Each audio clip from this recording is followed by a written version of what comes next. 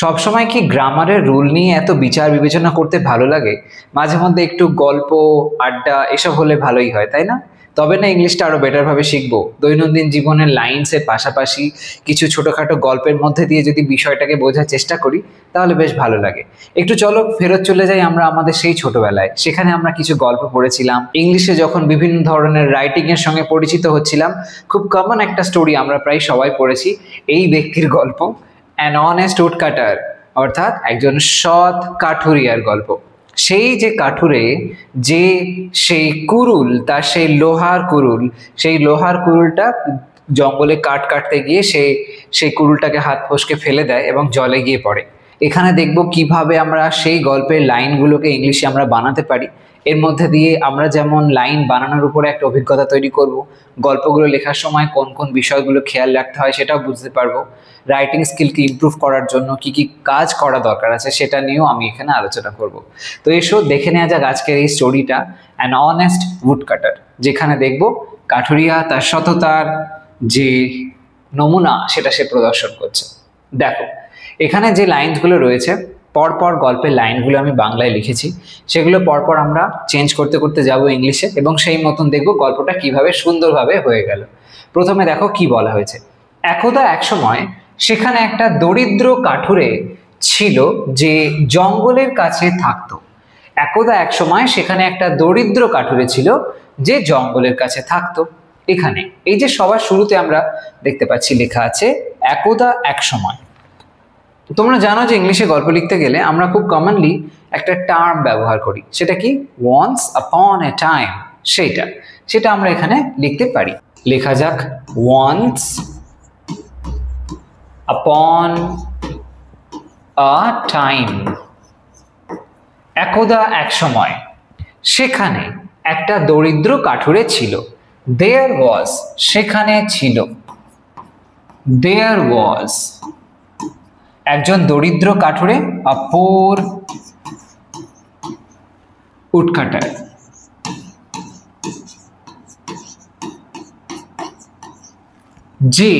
যে অর্থে কি বলবো আমরা? হু ব্যবহার করব। ডব্লিউএইচ ওয়ার্ড হু।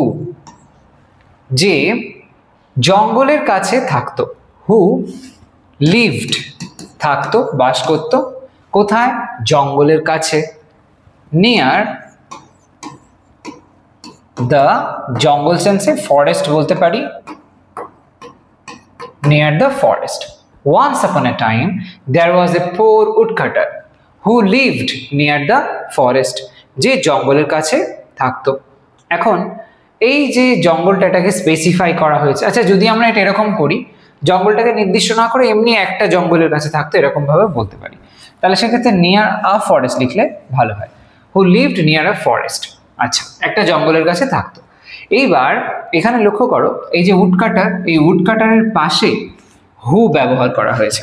এই হু থেকে বাকি যে অংশটা, হু লিভ নিয়ার এ ফরেস্ট, এই অংশটা হয়েছে রিলেটিভ ক্লজ। মানে কি? মানে এই ডব্লিউএইচ ওয়ার্ডটা, এই যে উডকাটার আছে, একে নিয়ে কথা বলছে, এ সংক্রান্ত বিষয় অ্যাডজেক্টিভের মতন কাজ করলো। অ্যাডজেক্টিভ যেরকম নাউনকে নিয়ে বলে, নাউনকে বা প্রোনাউনকে নিয়ে কথা বলে, সেরকম ভাবে এখানেও কিন্তু দেখতে পেলাম এই যে হু লিভড নিয়ার এ ফরেস্ট, এটা এই উডকাটারকে নিয়ে বলা একটা অংশ। তো সেই সেন্সে এটা হলো অ্যাডজেক্টিভ ক্লজ বা রিলেটিভ ক্লজ। যাই হোক, চলো পরের লাইনটা দেখো। আরেকটা কথা বলে দিই, যখন স্টোরি লিখবে, স্টোরি লেখার সময় খেয়াল রাখবে অতীতকালের ব্যবহার কিন্তু সবসময় প্রায় বলতে পারো করতে হয়। মোস্ট অফ দ্য টাইম দেখা যায় সিম্পল পাস্ট টেন্সের ব্যবহার হচ্ছে, কখনো কখনো অন্য টেন্স ব্যবহার হতে পারে। ইনভার্টেড করে অনেক সময় বলা কোনো বক্তব্য লেখার সময় তার মধ্যে যে কোনো টেন্স হতে পারে সিচুয়েশন অনুযায়ী। পরের লাইনটা কি বলছে? সে প্রতিদিন কাঠ কাটতো আর বাজারে বিক্রি করত। এখানেও আমরা সিম্পল পাস্ট টেন্স ইউজ করব। প্রতিদিন আগে লিখব এভরিডে। এভরিডে সে, হি কাট কাটতো, সিম্পল পাস্ট ইউজ করে লিখতে পারি, তো হি কাট। এভরিডে হি কাট উড, কাট কাটতো, এবং অ্যান্ড, আর অর্থে অ্যান্ড লিখলাম, বাজারে বিক্রি করতো, বাজারে এটা বিক্রি করতো। অ্যান্ড সোল্ড, সিম্পল পাস্ট, ইট লিখতে পারি, এটা মানে কাঠটা বিক্রি করতো। And sold it in the market, এরকম বলতে পারি। sold it in the market. Every day he cut wood and sold it in the market. পরের লাইনটা দেখো কি বলছে, একদিন তার কুড়ুল হাত ফসকে গভীর নদীতে পড়ে গেল। একদিন তার কুড়ুল হাত ফসকে গভীর নদীতে পড়ে গেল। তো লেখা যাক একদিন, ওয়ান ডে তার কুড়ুল, হিজ, কুড়ুল সেন্সে কি বলি আমরা, অ্যাক্স বলি, লেখা যাক হিজ অ্যাক্স। ওয়ান ডে হিজ অ্যাক্স হাত ফসকে, ফসকে যাওয়া মানে স্লিপ করে গেল, তাহলে লিখবো one day his axe slipped. হাত ফসকে গেল মানে slip from his hand, from his hand. আর কি হলো, গভীর নদীতে পড়ে গেল।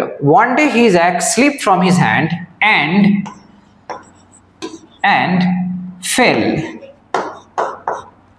and fell কোথায়, গভীর নদীতে, fell into a deep river, এরকম বলতে পারি। One day his axe slipped from his hand and fell into a deep river, এরকম ভাবে। ওকে, তারপর নেক্সট লাইনে দেখো কি বলা যায়। তারপরে কি বলা হলো, সে খুব দুঃখ পেল কারণ তার একটাই কুড়ুল ছিল। ঠিক আছে, তাই লেখা যাক সে খুব দুঃখ পেল। তো হি বিকেম ভেরি স্যাড, এরকম বলতে পারি। সে খুব দুঃখ পেল, হি বিকেম ভেরি স্যাড, কারণ বিকজ তার একটাই কুড়ুল ছিল, তার একটাই কুড়ুল ছিল। বিকজ হি হ্যাড, তার ছিল, হি হ্যাড, একটাই যেহেতু বলা হয়েছে, দেখো এইটার কারণে এই যে জোরটা দেওয়া হয়েছে এর জন্য আমাদের অনলিটাকে অ্যাড করতে হবে। He had only one axe, হলো। তো he became very sad because he had only one axe. Next one, নদীর দেবী এসে জিজ্ঞেস করলেন তুমি কাঁদছো কেন। নদীর দেবী এসে জিজ্ঞেস করলেন তুমি কাঁদছো কেন, লেখা যাক নদীর দেবী এসে জিজ্ঞেস করলেন। তো দ্য রিভার গডেস বলতে পারি, দ্য রিভার গডেস, নদীর দেবী এসে জিজ্ঞেস করলেন, আসলেন, তার মানে appeared. The river goddess appeared, এরকম ভাবে আমরা লিখতে পারি appeared and, জিজ্ঞেস করলেন and asked, কি জিজ্ঞেস করলেন, তুমি কাঁদছো কেন, why are you crying, continuous tense হয়েছে, প্রেজেন্ট কন্টিনিউয়াসে লিখবে এটা, why are you crying, তুমি কাঁদছো কেন। এরপরে কি বলছে, কাঠুরে বলল আমার কুড়ুল নদীতে পড়ে গেছে, আমার কুড়ুল নদীতে পড়ে গেছে, লেখা যাক কাঠুরে, দ্য উডকাটার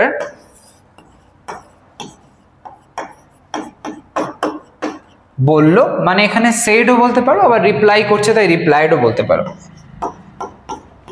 রিপ্লাইড, আমার কুড়ুল মাই অ্যাক্স নদীতে পড়ে গেছে, মাই অ্যাক্স, প্রেজেন্ট পারফেক্ট টেন্স অ্যাপ্লাই করে বলতে পারো হ্যাজ ফলেন ইনটু, এখানে আর রিভার হবে না, এখানে হবে দা রিভার, কারণ এখানে স্পেসিফাই করা হয়েছে এই নদীটা, সেই জন্য into the river. My axe has fallen into the river. The woodcutter replied, my axe has fallen into the river. এরপরে নেক্সট লাইনটা দেখো কি বলছে, দেবী তাকে সোনার কুড়ুল দেখিয়ে বললেন এটা কি তোমার, দেবী তাকে সোনার কুড়ুল দেখিয়ে বললেন এটা কি তোমার, লেখা যাক তো দেবী, দ্য গডেস,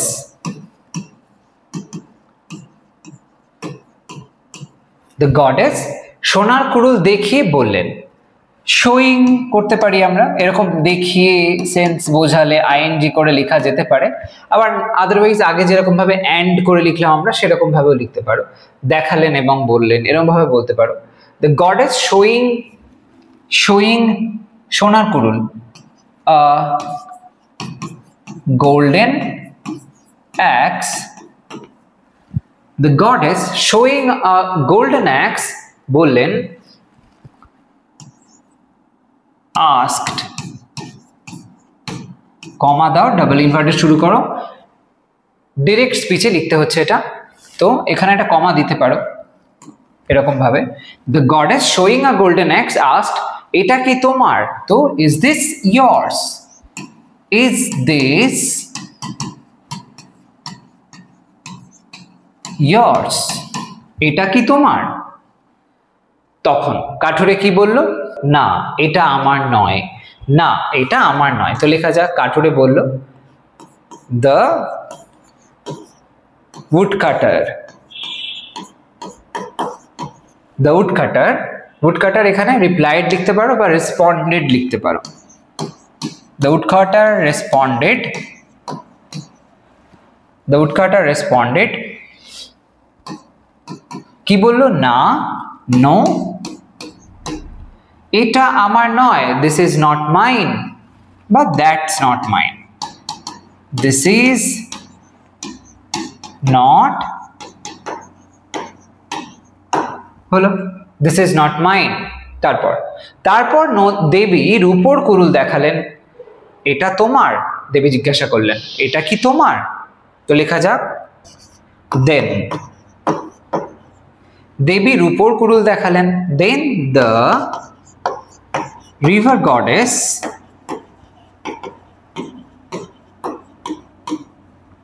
কুড়ুল দেখালেন, রূপোর কুড়ুল, showed a silver axe, হলো a silver axe, then the river goddess showed দেখালেন a silver axe, হলো। এরপরে বলা হয়েছে এটা তোমার, মানে একই কথা সেই দেবী বলেছেন, সেটা এখানে লিখে দাও, ফুল স্টপের পর ডাবল ইনভার্টেড দাও, is this yours, হলো। যখন স্টোরি রাইটিং করবে তখন এরকম ধরনের ফরম্যাটেও কিন্তু লাইন লিখতে পারো, একটা কথা বলতে বলতে পরেই যখন সেই ব্যক্তি কথা বলছে বোঝানো হচ্ছে, তখন এরকম দাড়ি দেওয়ার পরে বা ফুল স্টপ দেওয়ার পরে এরকম ভাবে লাইন কিন্তু লেখা যায়। আদারওয়াইজ সেটা তোমরা এরকম ভাবেও বলতে পারো, যদি মনে হয় এই ফরম্যাটে বলবে না তাহলে এরকম ভাবে বলতে পারো, আগে যেরকম বলেছিলাম। তারপর দেবী রূপোর কুড়ুল দেখালেন, then the river goddess showed a silver axe and asked, এরকম ভাবে জুড়ে দিতে পারো এই জায়গাতে। পয়েন্টটা যদি মনে হয় একটাই লাইনে লিখবে তাহলে এখানে জুড়ে দেবে and asked, এবং জিজ্ঞাসা করলেন, and asked দিয়ে কমা দিতে হবে, is this yours, এরকম ভাবেও লিখতে পারো, তখন এখানে ফুল স্টপটা তুলে দিতে হবে, আর একটা কমা দিতে পারো। দেন তারপরে সে আবার বলল, না এটাও আমার নয়, তো লেখা যাক he said again, he said again, সে আবার বলল, না এটাও আমার না, তো no, এটাও that too, এরকম ভাবে লিখতে পারো, that too is not mine,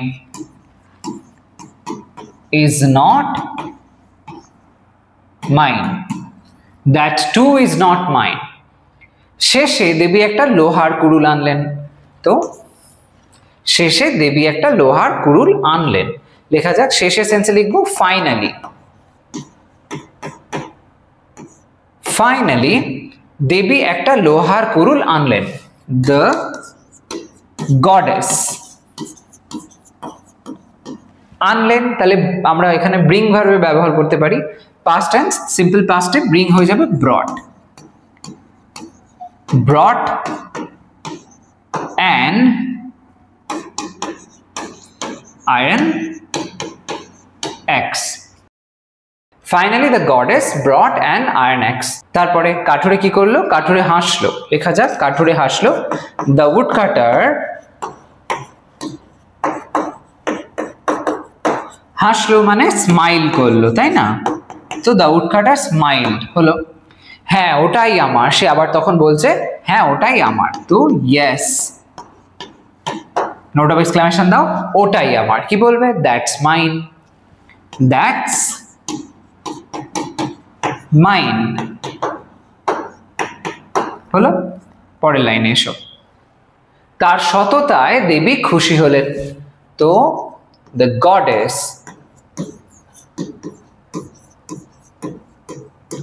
the goddess দেবী খুশি হলেন। তো the goddess was pleased,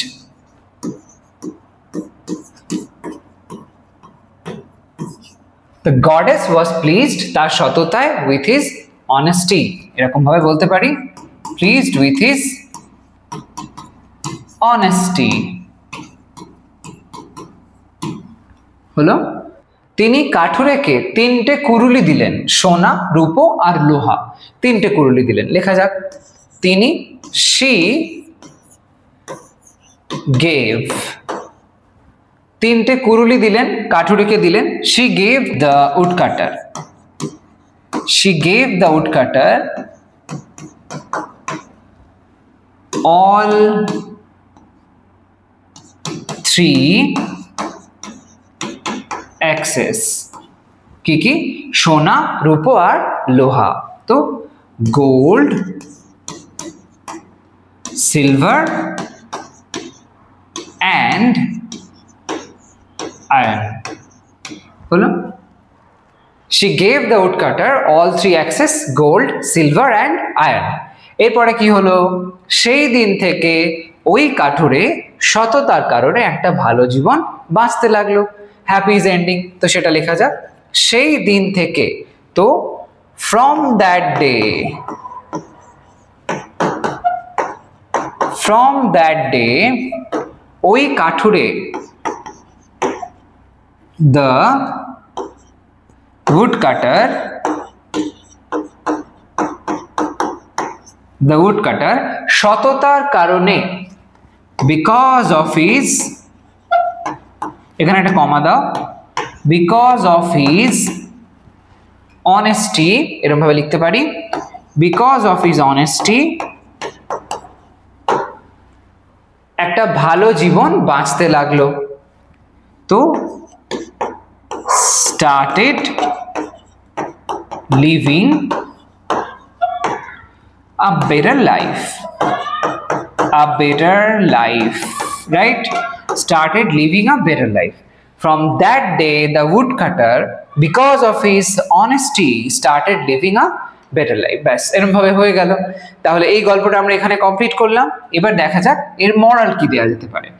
মরাল হতে পারে সততা সব সময় পুরস্কৃত হয়। তো এই সেন্সে লিখতে পারি আমরা এরকম ভাবে, সততা, অনেস্টি, লিখলাম অনেস্টি সব সময় পুরস্কৃত হয়, is always rewarded, right? is always rewarded, honesty is always rewarded। তো সেই গল্পটাই আমরা এই গল্পটার মধ্যে দিয়ে এই মরালটা পেয়ে গেলাম। তো এরকম ভাবে একটা স্টোরি রাইটিং আমরা করে ফেললাম।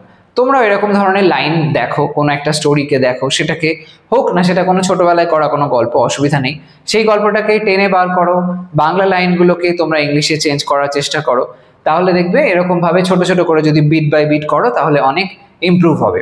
আর আমি যে লেখার সময় বিশেষ কিছু প্যাটার্ন বললাম এগুলো ফলো করবে। যেমন একটুখানি চলো ব্যাকে আসি, আর একটা জিনিস একটু বলে দিই। এখানে দেখো যে লাইনের যে বিশেষ ফরম্যাটসগুলো হচ্ছিল, খেয়াল করেছো হয়তো, এইখানে যদি আমরা আগে যাই, টোটাল লেখাটা চলছিল কিন্তু পাস্ট টেন্সে, সিম্পল পাস্টের ব্যবহার মোস্ট অফ দ্য টাইম হয়েছে।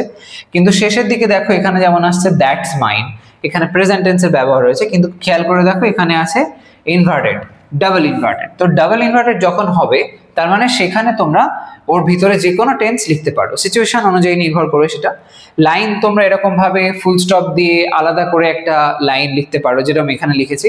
আবার এরকম ভাবেও করতে পারো যেরকমটা আগের লাইনে দেখালাম, যে লাইনটা কন্টিনিউ করে তার সাথে অ্যান্ড, আস্কড বা সেড বলে জুড়ে দিলে সেটাও কিন্তু হবে, অসুবিধা নেই। এখানেও যেমন দেখো প্রেজেন্ট টেন্সের ব্যবহার হয়েছে, ইজ দিস ইয়ার্স, তারপরে এখানেও আছে দিস ইজ নট মাইন। এই কনভারসেশনগুলো দেখতে হবে যে কি পরিপ্রেক্ষিতে কথাটা বলছে, সেখানে যে কোনো রকম টেন্স হতে পারে, কিন্তু আদারওয়াইজ আদারওয়াইজ বাকি সেকশনগুলোতে স্টোরি রাইটিং করার সময় সিম্পল পাস্ট টেন্সের ব্যবহারটা মোস্ট অফ দ্য টাইম দেখা যায়। তো এরকম বিভিন্ন রকমভাবে তোমরাও চেষ্টা করতে থাকো। কোথাও কোনো অসুবিধা হলে আমাকে কমেন্ট সেকশনে জানিও। আজকে আমি এই পর্যন্ত রাখছি ভিডিওটা। যদি মনে হয় বেশ ভালো লাগলো ভিডিওটা, তাহলে একটা লাইক করতে ভুলো না, শেয়ার করো সমস্ত ফ্রেন্ডসের সাথে। আর হ্যাঁ, চ্যানেলটা এখনো সাবস্ক্রাইব না করে থাকলে ডেফিনেটলি করে নাও, কারণ এই ধরনের ইনফরমেটিভ ভিডিওস তোমরা আমার চ্যানেল থেকে পেতেই থাকবে। আজ তবে আসি, সবাই ভালো থাকো, সুস্থ থাকো, বাই বাই।